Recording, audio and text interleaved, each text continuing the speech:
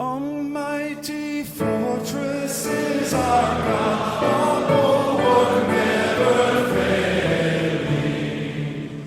Our helper, He amid the flood, our mortal ills prevailing. La verdad es que estamos pasando un tiempo muy lindo, compartiendo, aparte del tiempo acá en la iglesia, también un poco en las casas. La verdad es que siempre falta tiempo. Nos encantaría poder estar mucho más tranquilos y compartiendo sin tanto apuro, pero por lo menos estamos buscando aprovechar los tiempitos que el Señor nos regala y están siendo muy preciosos.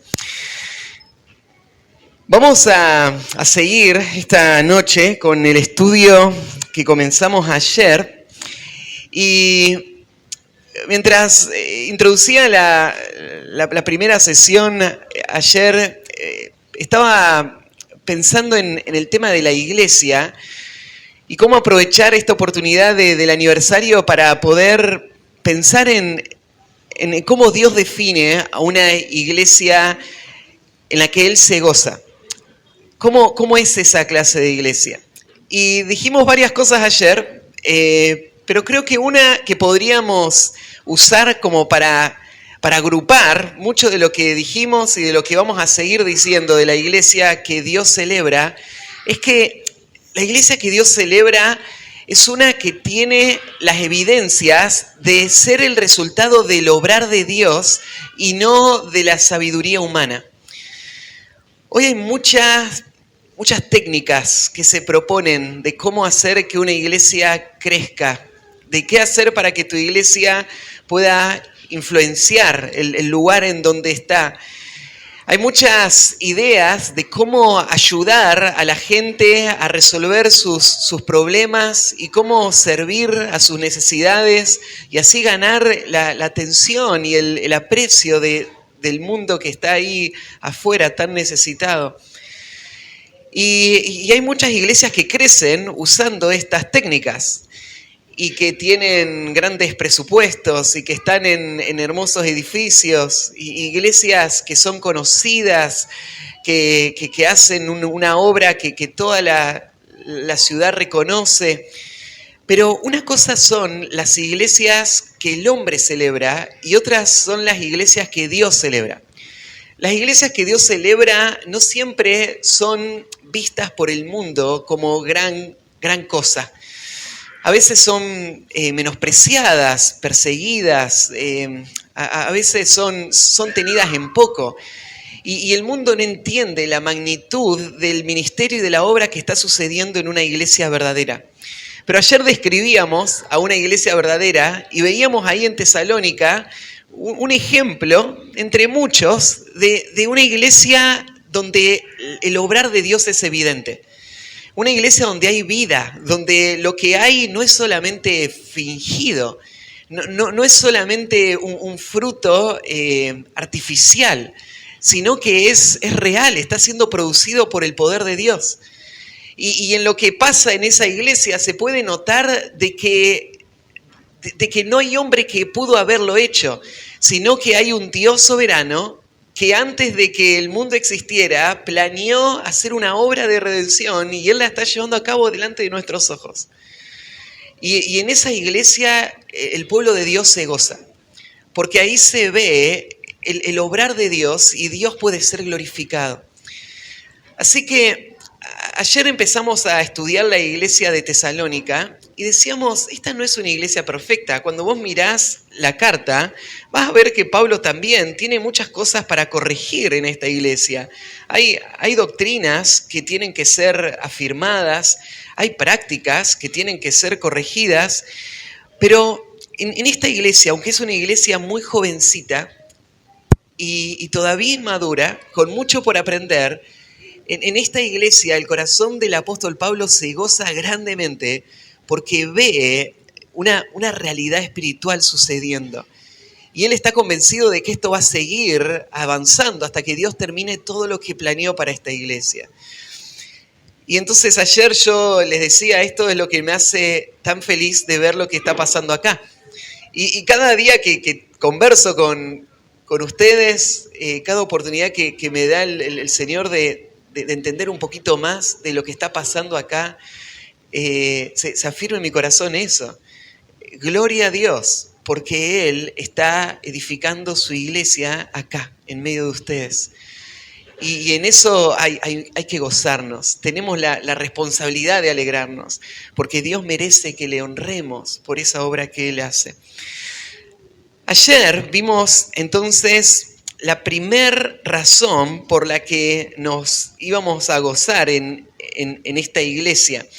Hoy vamos a ver en la segunda sesión que una iglesia que nos llena de gratitud a Dios es una iglesia edificada por la palabra de Dios. Una iglesia que nos llena de gratitud a Dios es una iglesia edificada por la palabra de Dios. Y vamos a estar estudiando 1 Tesalonicenses 2, del versículo 13 al 16. Mientras comenzábamos el estudio ayer, nos tratamos de poner en la situación de esta iglesia. En una ciudad muy importante había llegado el mensaje del Evangelio. ¿Y qué es lo que había hecho que esta gente quiera identificarse con Cristo? Bueno, no es lo que hoy hace que mucha gente vaya a las iglesias que hay por ahí desparramadas.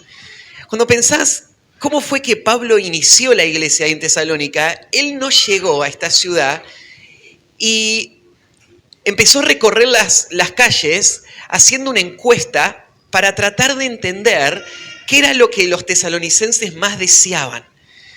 Y entonces armar un plan de cómo crear una iglesia en donde ellos puedan ofrecer lo que ahí en la ciudad deseaban. Y entonces después de armar esa estrategia, ese plan y ese contexto, él empezara a llamar a todos a venir y empezó a ver gente llegar y formar esta congregación. No, la iglesia de Tesalónica no empezó con una encuesta. La iglesia de Tesalónica no empezó con promesas de que Dios iba a satisfacer todos los deseos de estas personas, de que Dios iba a cumplir todos sus sueños, de que Dios iba a arreglar todos sus problemas. De hecho, lo que Pablo empezó a predicar en esa iglesia iba a confrontar todo lo que esa cultura era, todo lo que esa gente quería. Imagínate esta escena. En medio de esta ciudad, una ciudad muy pujante, muy moderna para su época, muy influyente, donde había gente con muchos recursos. En medio de esa ciudad aparece un hombre que empieza a hablar de que hay un hombre allá en una pequeña provincia olvidada del Medio Oriente, llamada Judea, en donde un hombre que era un carpintero que dijo ser Dios y ser el rey legítimo de la nación de Israel y de todo el mundo. Él recorrió este lugar haciendo señales y milagros y al principio gente lo empezó a seguir. Pero en un momento se le empezaron a volver en contra y terminaron crucificándole, que es la muerte más vergonzosa y es la señal, ¿no es cierto?, del repudio de todo el imperio romano contra este hombre revolucionario.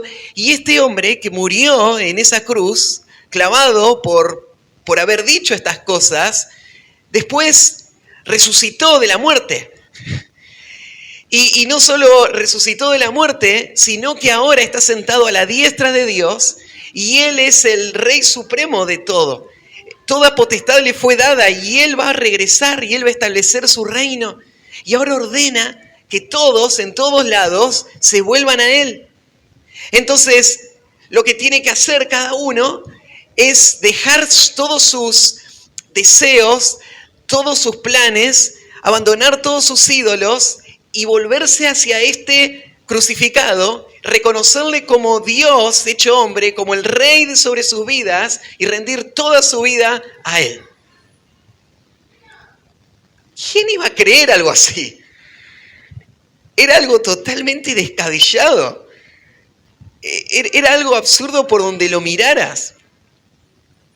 ¿Cómo es que gente se esperaría que tome una decisión tan drástica de abandonar todo lo que era común para ellos, todo lo que habían crecido, todo lo que amaban, para consagrar toda su vida a esta historia?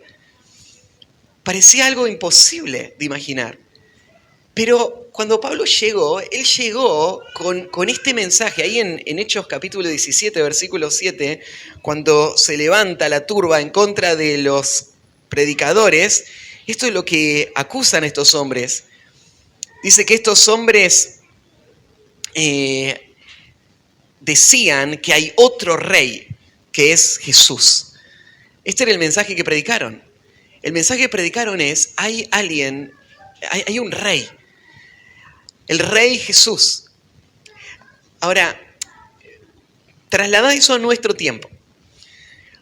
Hoy el pueblo de Dios va a salir a un mundo que se considera sofisticado, a hablar sobre todas estas cosas que son totalmente locura.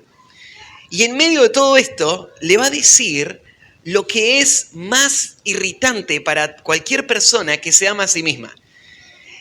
En un mundo donde todos están viviendo para sus propios deseos, donde cada uno cree ser el centro del universo, donde todos piensan servir a un solo amo, que es a sí mismo, lo que le dice el Evangelio es, hay un rey y se llama Jesús.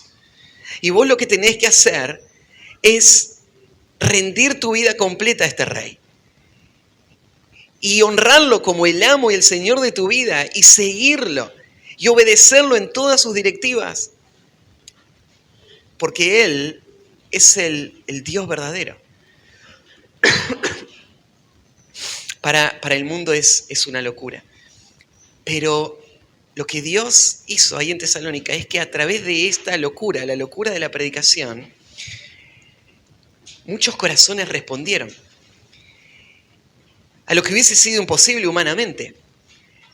Pero ese mensaje hizo una transformación tan radical en el corazón de estas personas que los mismos que hasta hacía poco habían estado adorando a sus dioses paganos, de repente creyeron las palabras de este predicador. Y respondieron como Pablo dijo que tenían que responder. Ellos dejaron todo, abandonaron sus comodidades, sus vidas, estuvieron dispuestos a abrazar el padecimiento por identificarse con Cristo y ahora dedicaron sus vidas completamente a la causa del Señor. Ayer, como leíamos, se volvieron imitadores de Pablo y empezaron a compartir el Evangelio en su entorno y salieron hasta lo último de la tierra. ¿Qué hizo ese cambio? No lo hizo una encuesta, una estadística, no la hizo una técnica humana, no lo hizo ningún plan de ningún hombre, lo hizo el poder inigualable de la palabra de Dios, que cuando es predicada con fidelidad puede penetrar el corazón del hombre como una espada aguda, puede exponer lo que hay en lo más profundo del ser y puede transformar el alma. Y puede convertir al ser humano de un idólatra empedernido en un adorador consagrado a Dios. Y esto solo lo puede hacer la palabra. Este es el único poder en el universo que es capaz de traer esta clase de transformación en un corazón. Y cuando Pablo ve lo que pasó en Tesalónica, él sabe que no es el resultado de lo que Pablo pudo hacer. Él sabe que es el efecto de la palabra en el corazón de esta iglesia. Y por eso es que ahora él va a gozarse y celebrar a esta iglesia, porque él está reconociendo el obrar de la palabra en esta congregación.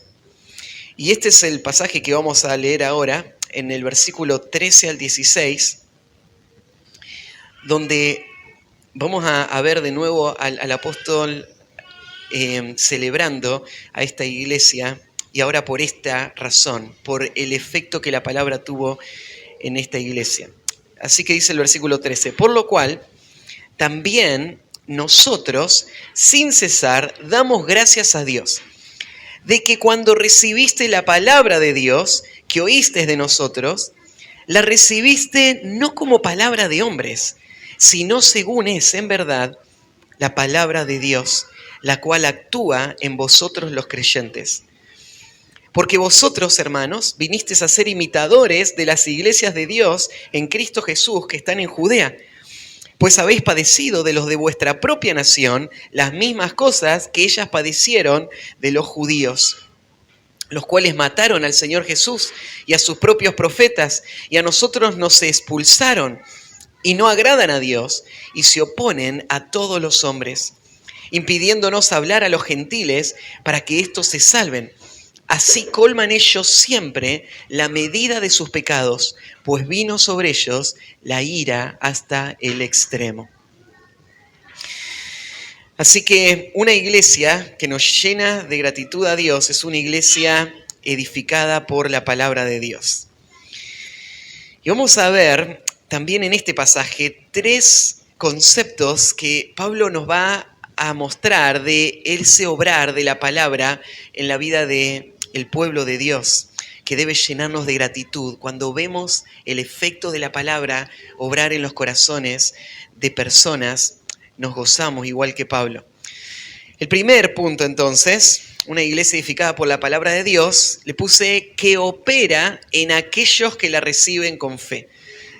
La palabra de Dios que opera en aquellos que la reciben con fe. Empezando en el versículo 13, tenemos de nuevo una razón para el gozo del que va a hablar Pablo en un instante. Y por eso comienza, por lo cual también nosotros sin cesar damos gracias a Dios. Ahora nos va a dar esa razón en un instante, pero antes quiero que veas estos pequeños detalles. Él agrega esta palabrita, nosotros también, dando a entender de que el gozo del que él va a hablar acá no es solamente de estos 3 misioneros. Lo que Pablo va a decir es que el gozo por esta iglesia se ha extendido por muchos lugares. Tal vez lo que Pablo tiene en mente acá son todas esas ciudades a donde el evangelio ha llegado, y entonces han escuchado de lo que pasó en Tesalónica y el efecto del evangelio ha llegado ahora hasta sus ciudades. Y Pablo dice, hay tanta gente que ha sido bendecida y que está gozosa de ver el efecto de la palabra en esta iglesia. Y nosotros también, agrega. Ese nosotros se refiere al equipo misionero, Pablo, Silvano y Timoteo, que son los que están escribiendo esta carta. Entonces, Pablo está pintando un cuadro aún mucho más grande. Esto no es solamente cuestión de que estos misioneros se alegran. Él estaba imaginando cuánta gente está viendo lo que pasó en esta iglesia y están también unidos en estas mismas palabras de gratitud. Y de nuevo Pablo va a usar palabras muy parecidas a las que estudiábamos ayer. Sin cesar, damos gracias a Dios. Ayer cuando yo les comentaba esto, les decía, es sorprendente cómo Pablo está pendiente de tantas iglesias. Y su corazón está cerca de tantas iglesias. Y una vez más Pablo va a decir acá de nuevo, sin cesar damos gracias a Dios. O sea, todo el tiempo la iglesia tesalónica está en la mente de Pablo. Y este sentido de gratitud. Cuando yo noté varios pasajes, pero Pablo va a decir palabras muy similares a estas, a la iglesia de los romanos, en Romanos 1:8, lo va a decir a la iglesia de Corinto, en 1 Corintios 1:4, a la iglesia en Éfeso, en Efesios 1:16, a la iglesia en Filipos, en Filipenses 1:3-4, a la iglesia en Colosenses 1:3-5 y en Filemón 4. En todos estos pasajes, Pablo usa palabras muy parecidas. Doy gracias a Dios por ustedes. Pablo tenía un corazón lleno de gozo en la obra del Señor. Esto te llama la atención porque Pablo es un hombre muy sufrido. Pablo tuvo que enfrentar cosas muy difíciles en el ministerio. Cuando uno enfrenta cosas difíciles, a veces se vuelve un poco temeroso, tal vez prejuicioso, tal vez hasta escéptico, ¿no? Y entonces te cuesta alegrarte, porque cuando una persona hace manifestación de fe, a veces viene a tu mente, sí, ahora muestra tanto gozo y amor por el Señor, pero ¿quién sabe lo que va a pasar de acá a un año? ¿No? Y sí, hay personas que han abandonado la fe. Sí hay personas en las que hemos invertido tiempo y que han traído mucho dolor. El apóstol Pablo lo vivió muy de cerca. Compañeros de ministerio, gente de su equipo más cercano que lo abandonó. Y Pablo lleva heridas profundas. Pero Pablo no está cargado de amargura. Pablo no está pensando en las iglesias con estas cosas que mencionaba recién, pensando quién va a ser el próximo que me va a traicionar.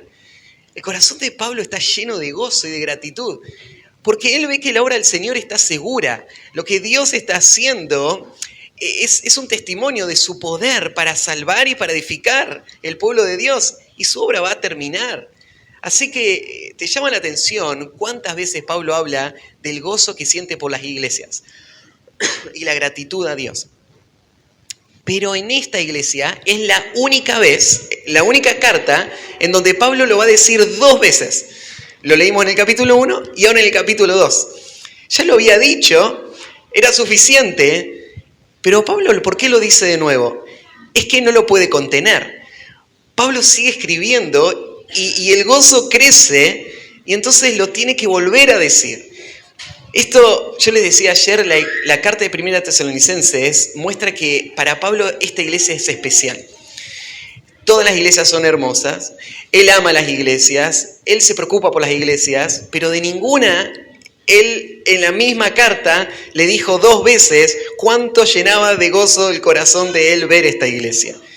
Y ayer vimos una razón, él veía las marcas del obrar de Dios.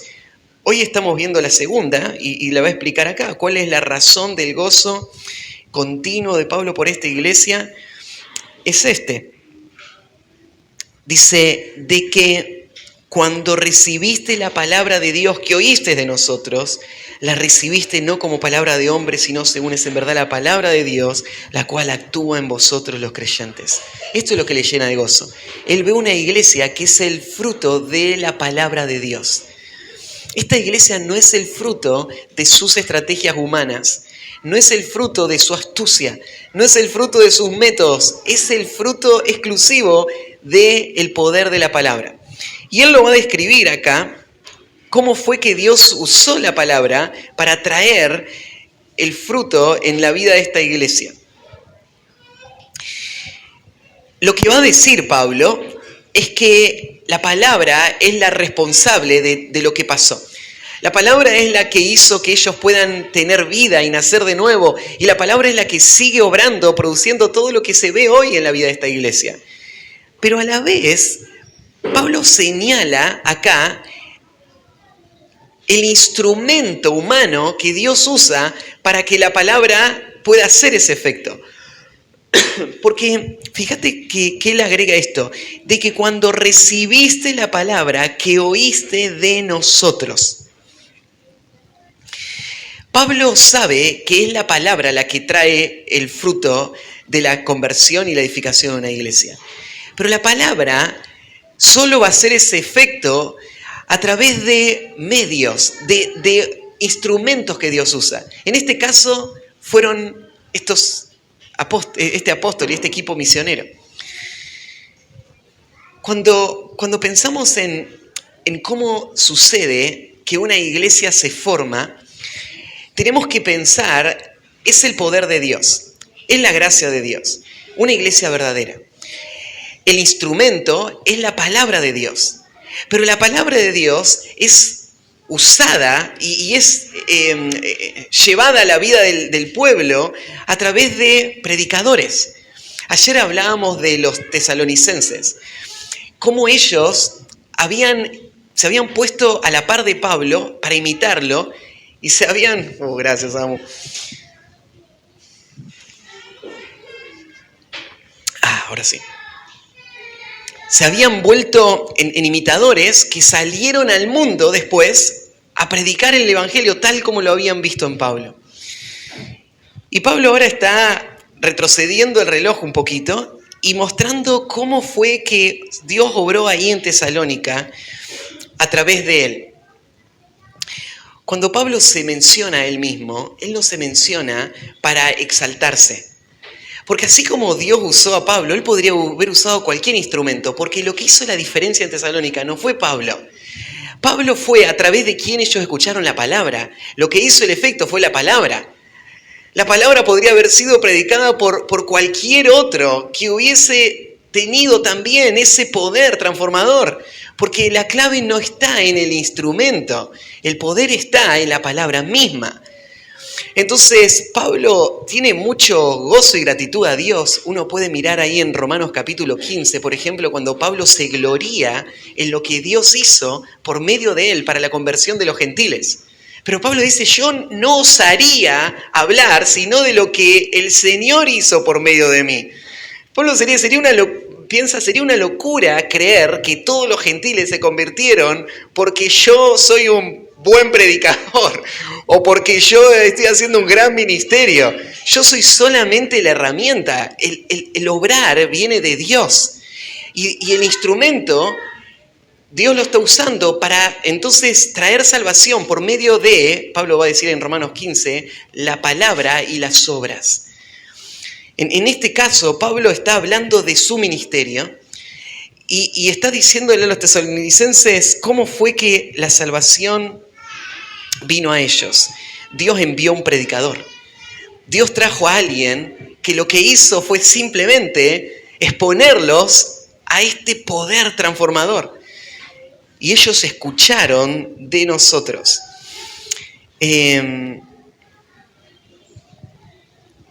Y lo próximo que dice, que cuando escucharon esas palabras, las recibiste no como palabra de hombres, sino según es en verdad la palabra de Dios.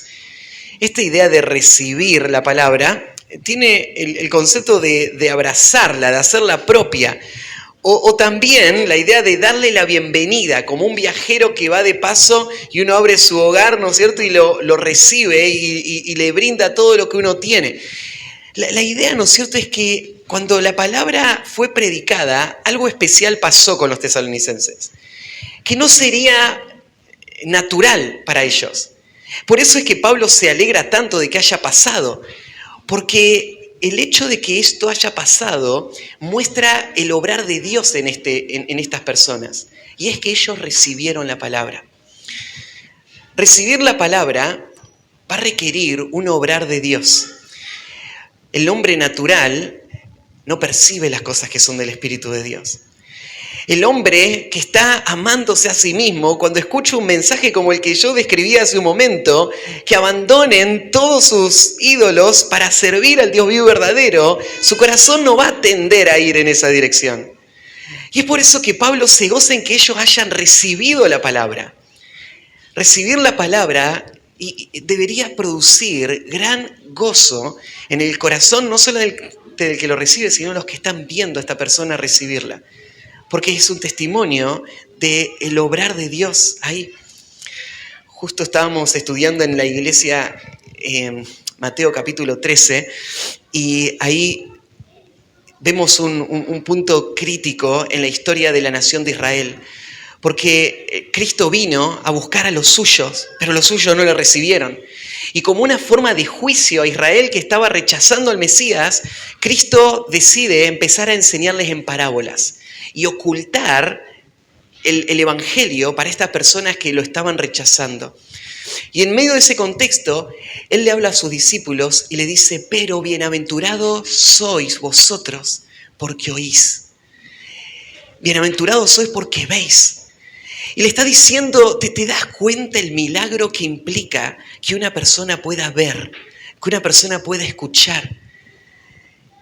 Cuando una persona lo hace, tenemos que alabar al Señor. Y eso es lo que está haciendo Pablo. Él alaba al Señor, él se goza en el Señor, porque cuando recibieron la palabra, no la recibieron como palabra de hombres. Lo que Pablo está enfatizando acá es que lo que él predicó, él no lo había armado para tratar de ganar el corazón de estas personas. Él no es que lo había pensado con detalle para poder manipular a esta gente y llamarles y lograr construir su pequeño reino. Lo que Pablo había hecho era simplemente ser un vocero de las palabras de Dios.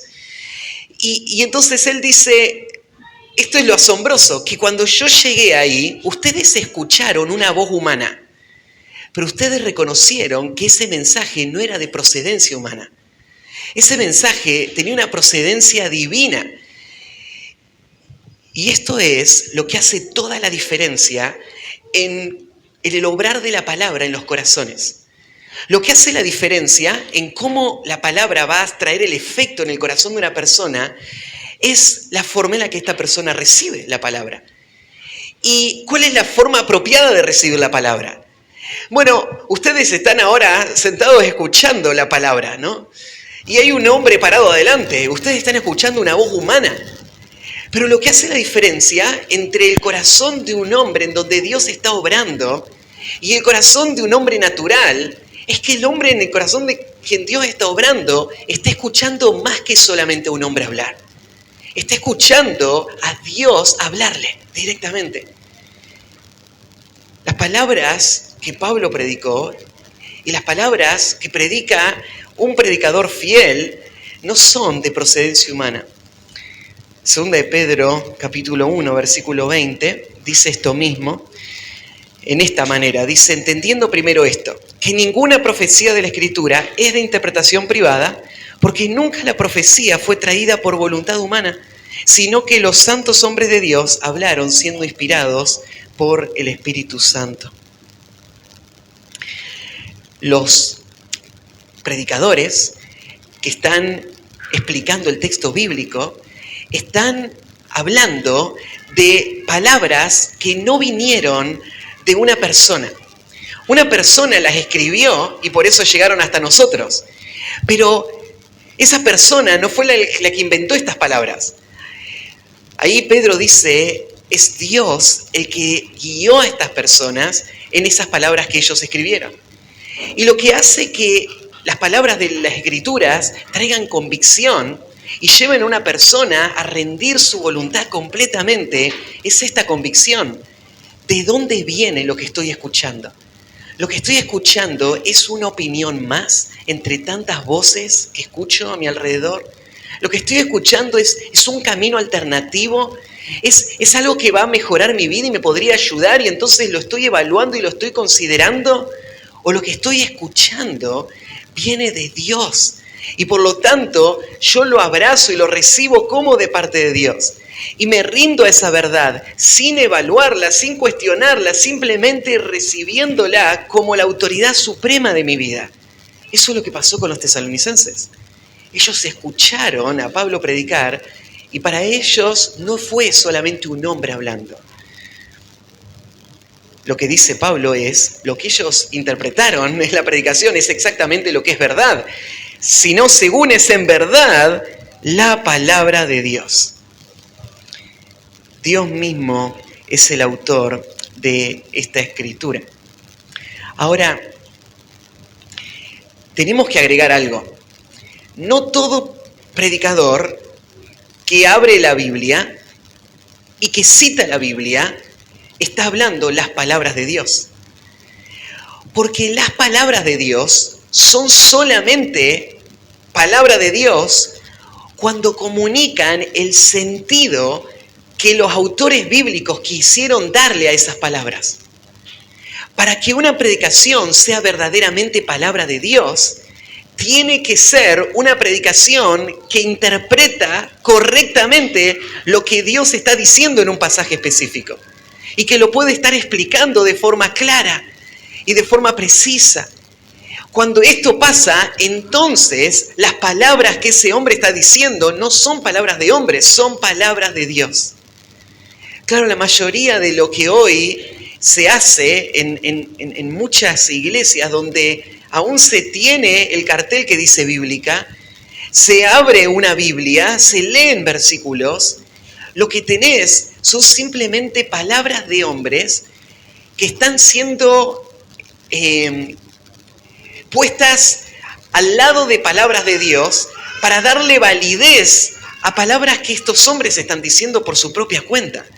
Las palabras de Dios están siendo usadas solamente como un respaldo para las palabras de estos hombres.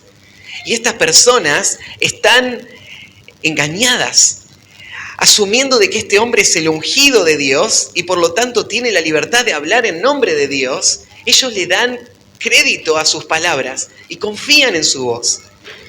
Y estos hombres son ciegos guías de ciegos, llevando a muchas personas a la confusión y a la destrucción.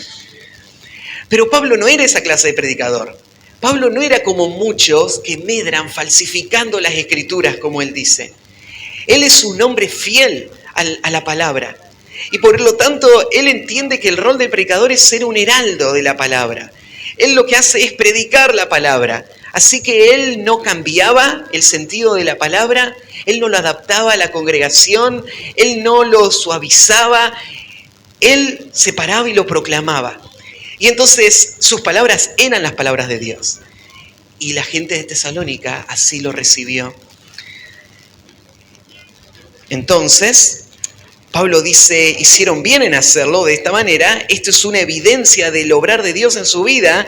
Y ahora agrega algo más. Esa palabra que escucharon, que verdaderamente venía de Dios, es la palabra que actúa en vosotros. Esta palabrita que se tradujo de esta manera, actúa, tiene una connotación muy, muy particular. La idea de que la palabra actúa es la idea de que tiene un poder que es capaz de producir el efecto deseado. No es solamente que la palabra hace algo en el corazón, sino que la palabra es un poder efectivo, es un poder transformador, es un poder que no queda a mitad de camino, es un poder que completa todo aquello para lo cual fue enviado. La palabra actúa. La palabra es un poder capaz de producir ese efecto o ese resultado. Esta misma palabrita aparece en otros pasajes, por ejemplo en Efesios capítulo 3, versículo 20. Dice, y aquel que es poderoso para hacer todas las cosas mucho más abundantemente de lo que pedimos o entendemos, según el poder que actúa en nosotros. Ahí, fíjate que Pablo no está hablando de que el poder de Dios está simplemente produciendo algún efecto, sino que el poder de Dios va a garantizar que el resultado final se va a cumplir. Y entonces está hablando, lo que está haciendo este poder es actúa en nosotros, dando a entender, el traductor puso la palabra actúa, porque en español la palabra actúa es un poquito de esa connotación. Es que no es solamente un poder potencial, sino que es un poder eficaz. Actúa realmente. No es que la palabra podría hacer algo para ayudarte, sino que la palabra es un poder que lo hace inmediatamente, eficazmente, completamente, casi inevitablemente, ¿no? Lo mismo dice en Efesios capítulo 1, versículo 11, donde dice, en él asimismo tuvimos herencia, habiendo sido predestinados conforme al propósito del que hace todas las cosas según el designio de su voluntad. Y ahí la expresión hace todas las cosas, actúa a través de todas las cosas. O sea, Dios está efectuando su voluntad. Cuando Dios decide hacer algo, Él es capaz de hacerlo. Y Dios decidió poner en la palabra un poder eficaz, por medio del cual Él hace todo lo que Él decidió hacer en su pueblo. Entonces, cuando un predicador, por ejemplo, se para frente a una multitud de gente que está muerta en sus delitos y pecados, y él habla la palabra, esa palabra es poderosa. Esa palabra es tan poderosa que puede dar vida a personas que están muertas.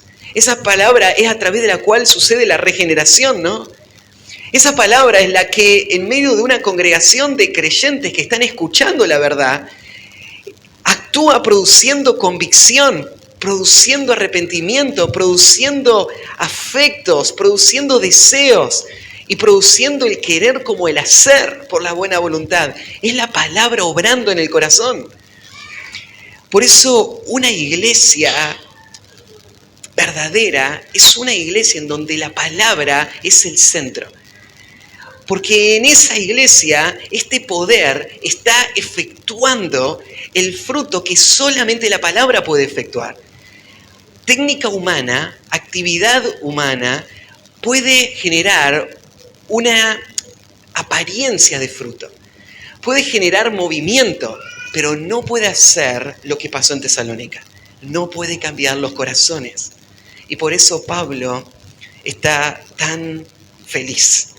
Porque él ve en esa iglesia ese poder efectivo, el poder de la palabra obrando en el crecimiento, en la santificación, en la transformación. Y acá la palabra actúa en vosotros los creyentes, está dando a entender que no fue solamente en ese momento de la conversión, sino que esa misma palabra sigue trayendo el fruto constantemente en sus vidas. Es lo que dice también Santiago, capítulo 1, cuando habla de que la palabra es la que nos hizo renacer, y después en el versículo siguiente nos va a llamar a que todo hombre sea pronto para oír, tardo para hablar, tardo para airarse, porque la ira del hombre no obra la justicia de Dios. Y después inmediatamente va a decir que debemos recibir con mansedumbre la palabra implantada, la cual puede salvar nuestras almas. O sea, la misma palabra que hizo posible nuestra conversión y que trajo vida, es la palabra que sigue obrando para nuestra salvación completa.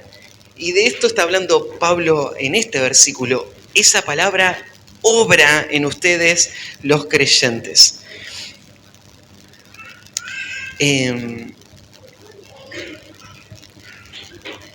Entonces, una iglesia en la cual debemos gloriarnos, gozarnos, debemos exaltar al Señor por lo que está pasando acá, es, dijimos, una iglesia edificada por la palabra que opera en aquellos que la reciben con fe.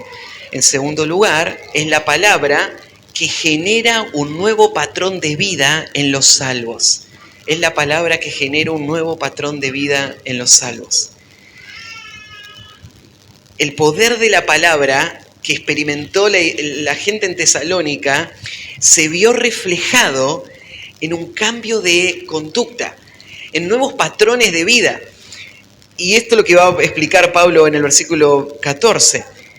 Porque vosotros, hermanos, vinisteis a ser imitadores de las iglesias de Dios en Cristo Jesús que están en Judea, pues habéis padecido de los de vuestra propia nación las mismas cosas que ellas padecieron de los judíos. Ustedes se volvieron en imitadores. Esto es lo que hace el efecto de la palabra en el pueblo de Dios. Lo que le hace es volverles discípulos. ¿Se acuerdan que ayer hablábamos de que el principio de imitación es el corazón de la vida cristiana? ¿De qué se trata ser un cristiano? Si lo podría resumir en una sola palabra, es imitar. Ser un cristiano es volverte como Cristo, pero ¿cómo sucede eso? A través de lo que llamamos el discipulado. Y el discipulado, en el corazón del discipulado está esto, es imitar, es ponerte al lado de otros creyentes y absorber, es aprender, escuchar, entender, creer y hacer lo que ellos están haciendo. Y eso es lo que te va empujando a ser cada vez más como Cristo. Entonces, esto es lo que hizo la palabra en la vida de esta iglesia. Les volvió imitadores. Les volvió gente que antes había sido autónoma, independiente, viviendo como ellos querían, como ellos pensaban, para sus propios fines, ahora les volvió gente sumisa, gente obediente y gente dispuesta a ser cambiada. Gente que no está aferrada a sus propias ideas, a sus propias tradiciones, a sus propias formas, sino que ahora toda la vida está abierta. Cambiame totalmente, quiero ser como Cristo, estoy dispuesto a que todo sea evaluado, a que todo sea transformado. Y está abierto a la influencia de otras personas que se meten en su vida y que le empiezan a mostrar las cosas que están mal. Y esta persona, en vez de resistirlo y de enojarse y de irse, estas personas imitan. ¿Y esto quién lo puede hacer? Solo la palabra de Dios, ¿no? Solo el hecho de que esta gente creyó que esto venía de Dios.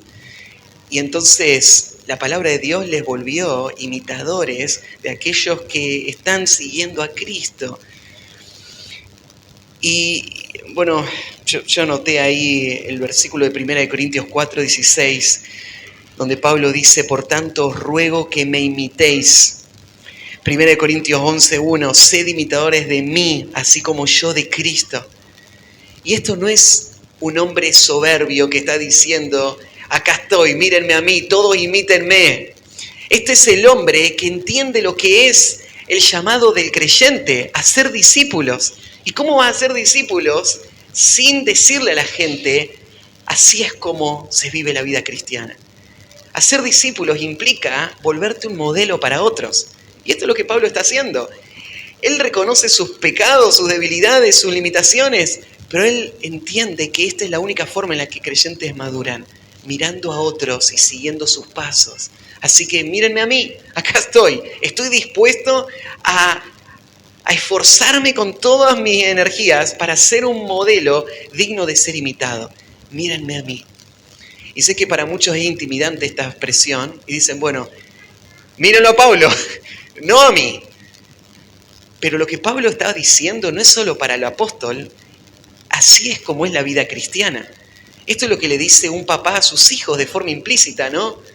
Él no se lo está diciendo tal vez abiertamente, pero cuando vos estás formando a tus hijos, no solamente le vas a leer las historias a la noche, vos estás siendo el modelo para ellos. Mírame a mí, así como yo estoy mirando a Cristo y siguiendo a Cristo. O podría decirlo así: hijo, imítame a mí, así como vos me ves a mí imitar a otros hombres maduros de la iglesia. Porque esto es la vida cristiana, ¿no? Es imitación, es avance en madurez. Y todos estamos siguiendo a alguien o a muchos y siendo seguidos por muchos. Entonces, ahora hay todo un patrón que empieza a cambiar. Un creyente vive una transformación tan radical que se quiebra esta autonomía y este pensamiento que resiste el cambio y se rinde a esa transformación de todos los patrones por los que antes pensó y actuó en su vida. Y esto es lo que pasó con los tesalonicenses. Se volvieron imitadores de las iglesias de Dios en Cristo que están en Judea. Claro, las iglesias ahí en Judea eran las primeras iglesias. Ahí estuvo el epicentro, ¿no? Ahí estuvo la iglesia de Jerusalén. Después fue destruida Jerusalén, pero esa fue la iglesia madre de todas las iglesias. Así que, ¿cómo fue que imitaban a la iglesia de Jerusalén? La gente en Tesalónica no es que viajó a Jerusalén para ir a ver la iglesia en Jerusalén. Pero yo me imagino al apóstol Pablo, cuando les empezó a enseñar cómo era que tenían que vivir como creyentes, no solamente Pablo les dijo: mírenme a mí, sino que les empezó a hablar de la iglesia allá en Jerusalén. Dijo: miren, allá en Jerusalén, cuando comenzó el Evangelio, llegó el Espíritu Santo, inmediatamente las iglesias empezaron a congregarse. Empezaron a estar todos los días juntos, partían el pan, mantenían las oraciones, tenían en común todas las cosas. Y la iglesia ahí en Tesalónica escuchaba. Y entendía, eso es la vida cristiana, así se vive la vida de cuerpo. Y contanos más, Pablo. Bueno, llegó la persecución. Un pequeño detalle: Pablo fue el que inició la persecución allá en Jerusalén, ¿no? Me imagino cómo habrá sido cuando él le empezó a contar el sufrimiento de las iglesias, porque Mientras Pablo le empezaba a explicar, Pablo les empezaba a decir, bueno, ustedes también tienen que prepararse para la dificultad. Y estas iglesias empezaron a echar raíces y convicciones, y cuando llegó la prueba, esas iglesias dijeron, tal como pasó en Jerusalén, ahora está pasando acá, seamos fieles como ellos. Vamos a imitar la consagración de ellos. Y esto es lo que está pasando, se volvieron en imitadores de las iglesias que estaban en Judea. Hay un detalle que se menciona ahí de las iglesias de Dios en Cristo Jesús que están en Judea. Parece un detalle menor, pero este concepto de las iglesias de Dios, Pablo está señalando porque está mostrando estas son las iglesias que le pertenecen a Dios. Él es el soberano de estas iglesias, es el que controla estas iglesias, es el que administra estas iglesias. Entonces estamos todos sujetos a esa autoridad suprema y final de nuestras vidas. Entonces, las iglesias ahora, la iglesia acá en Tesalónica, se ve como una iglesia de Dios. Dios es el dueño acá. Él habla y nosotros obedecemos. Y bueno, las iglesias también de Judea eran iglesias de Dios, eran propiedad de Dios, y ahora ellos les están imitando. Agrega, pues habéis padecido de los de vuestra propia nación las mismas cosas que padecieron los judíos. Y acá Pablo resalta algo que Jesús había anticipado. ¿Se acuerdan en el Sermón del Monte? Y en muchos momentos Jesús advirtió a sus seguidores diciendo que las personas más cercanas a ellos, sus familiares, sus padres, sus hijos, ellos iban a ser los que se iban a levantar en su contra. Esta es una de las pruebas más grandes para el corazón del pueblo de Dios, ¿no? Cuando una persona se convierte y ahora está mirando a Cristo y su corazón está lleno de gozo, pero de repente mira a su alrededor y se da cuenta de que su esposo no piensa lo mismo, sus hijos no piensan lo mismo, sus padres, sus hermanos no piensan lo mismo. Y entonces él quiere que ellos también abracen el Evangelio y les empieza a hablar y no ven el entusiasmo en sus corazones. Más bien se empiezan a resentir, se empiezan a distanciar, empiezan a poner más presión sobre ellos y sin darse cuenta de repente se convierten en la agonía más grande para su corazón. Las personas que antes fueron las más cercanas, que naturalmente deberían ser las que más afecto mostrarían, ahora son las personas que se vuelven en los que persiguen, en los que entregan a muerte a sus propios familiares. Y Jesús anticipó esto y dijo, esto va a ser una de las pruebas que va a evidenciar la fe verdadera en el corazón del pueblo de Dios. El que ama padre, madre, mujer, hijos más que a mí, no es digno de mí, dijo el Señor. Y esto se vuelve una carga y tal vez al principio uno lo puede soportar porque siempre está la ilusión, ¿no? Tal vez algún día, tal vez sí se conviertan. Pero cuando pasa el tiempo, pasan 5 años, 10 años, 15 años, vos te das cuenta tal vez eso nunca pase. El corazón se desalienta. Y esa expectativa de vivir esas relaciones naturales ahora con Cristo se desvanece. ¿Y cómo vas a responder a Cristo? ¿Amás a Cristo más? Y la iglesia tesalónica demostró amar a Cristo más. Porque los de su propia nación se volvieron en su contra. ¿Y qué hizo la iglesia? Soportó, enfrentó la persecución tal como lo hicieron las iglesias de Judea. Mira, si a vos te toca sufrir la persecución, tenés que saber esto, no estás solo, no sos el único, estás siguiendo los pasos de una lista muy larga que comienza en la primera iglesia de todas en Jerusalén y pasa por toda la historia del cristianismo hasta nuestros tiempos. Porque todos los que quieren vivir piadosamente en Cristo Jesús van a padecer persecución. Y los más cercanos son los que van a encontrar la resistencia antes y los que la van a sentir mucho más fuerte. Entonces, Pablo está viendo el fruto del poder de la palabra en esta iglesia. Porque hizo que estas personas no solamente reciban con un corazón abierto y dispuesto a la palabra, sino que hizo que todos los patrones de su vida cambiaran, aún hasta el punto de estar dispuestos a sufrir el ataque de su propia gente, de los más cercanos. Y el último punto, entonces, es una iglesia edificada por la palabra que opera en aquellos que la reciben, que genera un nuevo patrón de vida en los salvos. Y en tercer lugar, que expone el rechazo de los corazones rebeldes. Que expone el rechazo de los corazones rebeldes. Termina el pasaje en una nota más bien dolorosa y con un aspecto negativo. Pablo arranca con gozo, ¿no? Hablando de la alegría que le trae esta iglesia. Pero, ¿qué es lo que le trae alegría? Le trae alegría la forma en la que ellos reciben la palabra. Pero tenemos que ser realistas. No todos van a recibir la palabra de esta manera.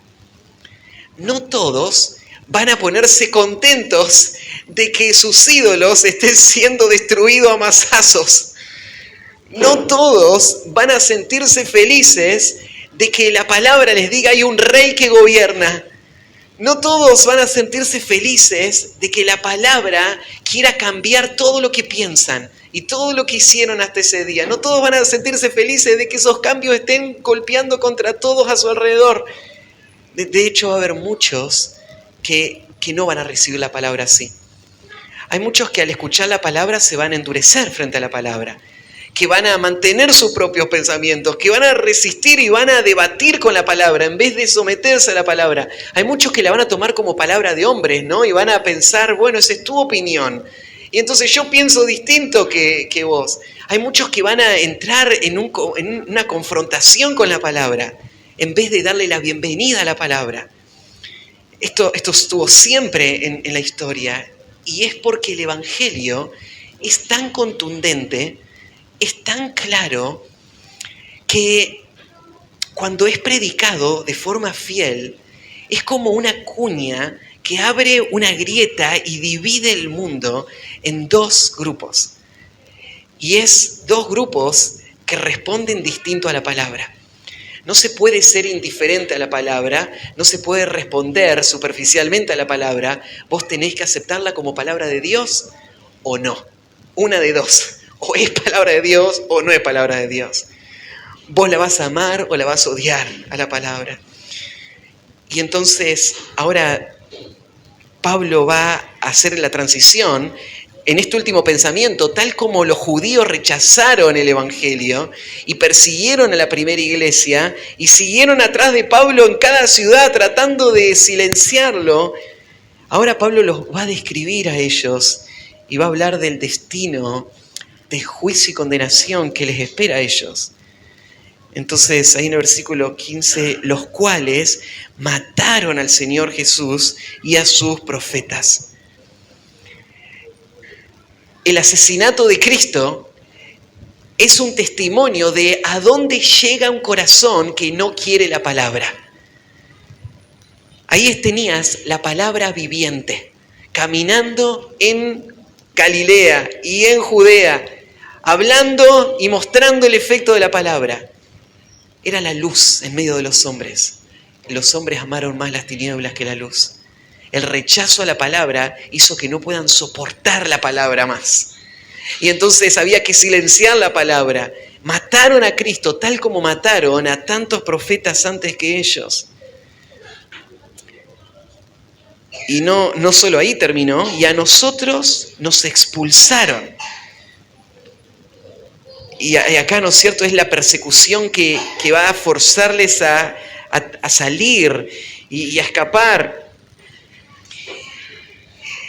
Lo paradójico es que estas personas que están persiguiendo a Pablo, que quieren silenciarlo a Pablo, ellos piensan que están sirviendo a Dios. Esta no es gente que está diciendo, no, yo soy un pagano que me voy a ir al mundo y voy a servir a dioses falsos. Esta es gente que tiene la Biblia en la mano. Pero aunque tiene la Biblia en la mano, es gente que no se somete a la verdad que la Biblia enseña.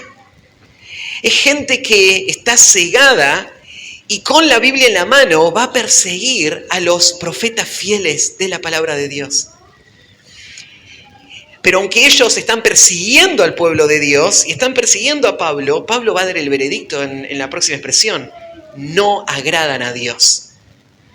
ellos no están sirviendo a Dios. Dios no está aprobando lo que ellos están haciendo. ¿Y cómo Pablo puede ser tan contundente con ellos? ¿Cómo Pablo puede decir de forma tan clara, ellos no agradan a Dios y nosotros sí? Porque Pablo está siendo fiel a las Escrituras. Cuando un predicador está predicando la palabra, entonces toda oposición a la verdad no va a ser un servicio a Dios. Es una afrenta contra la palabra de Dios, contra la obra de Dios. Entonces, él dice, ellos no agradan a Dios y se oponen a todos los hombres. Cada persona que está tratando de resistir a la predicación de la palabra, a la verdad de la palabra, lo que se vuelve es en un enemigo público. Esta expresión es tremenda, ¿no? Se oponen a todos los hombres. Son los enemigos de la humanidad. Nosotros pensaríamos que la gente más dañina y nociva para el mundo es gente como, no sé, los asesinos seriales. Es gente, ¿no es cierto?, que es tan perversa y maligna, que no tiene problema de hacer un genocidio y matar a miles y miles de personas.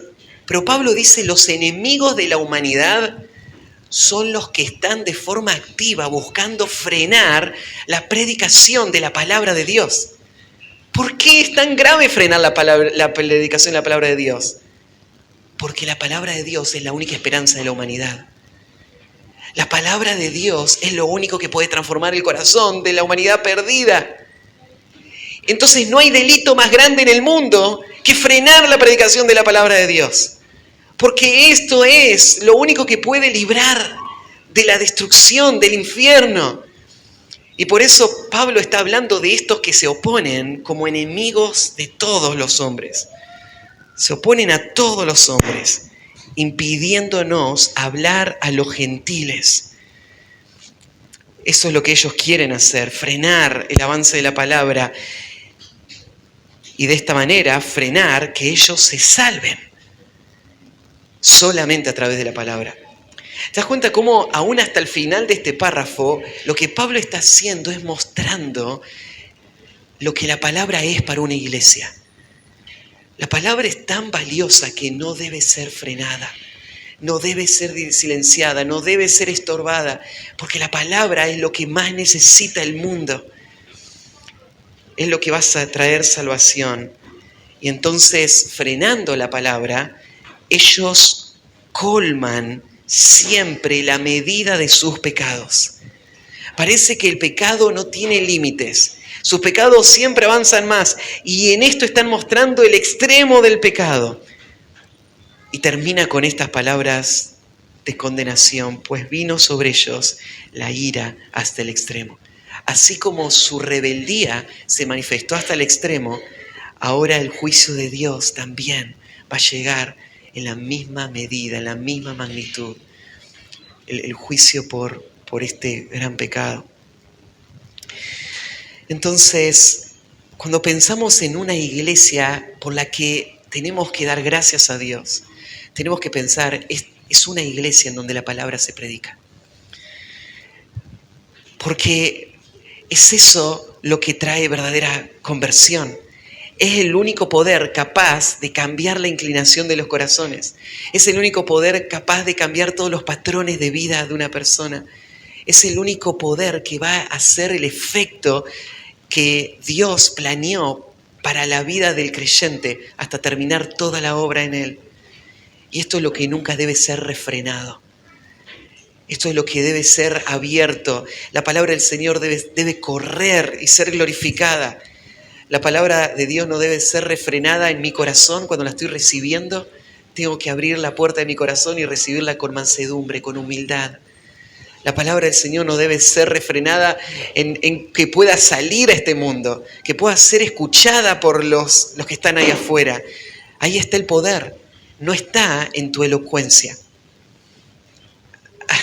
Estábamos hablando esta mañana con Anto sobre lo difícil que es a veces dar esas transiciones y hablar con alguien del Evangelio y cuando no sabes cómo arrancar.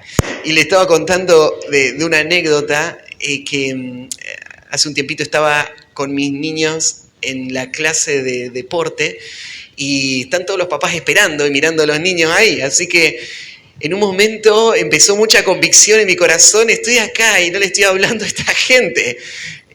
Pero, ¿qué hago? ¿Cómo arranco una conversación? Miraba, ¿no es cierto? Había un hombre tomando mate de aquel costado en el asiento y pensó a ver qué, empecé a tratar de pensar qué detonada, qué iniciador puedo arrancar una conversación. No se me venía ni una idea a la mente. En un momento va Lizzie caminando para allá y el hombre le da una galletita a Lizzie y entonces se me vino un pensamiento.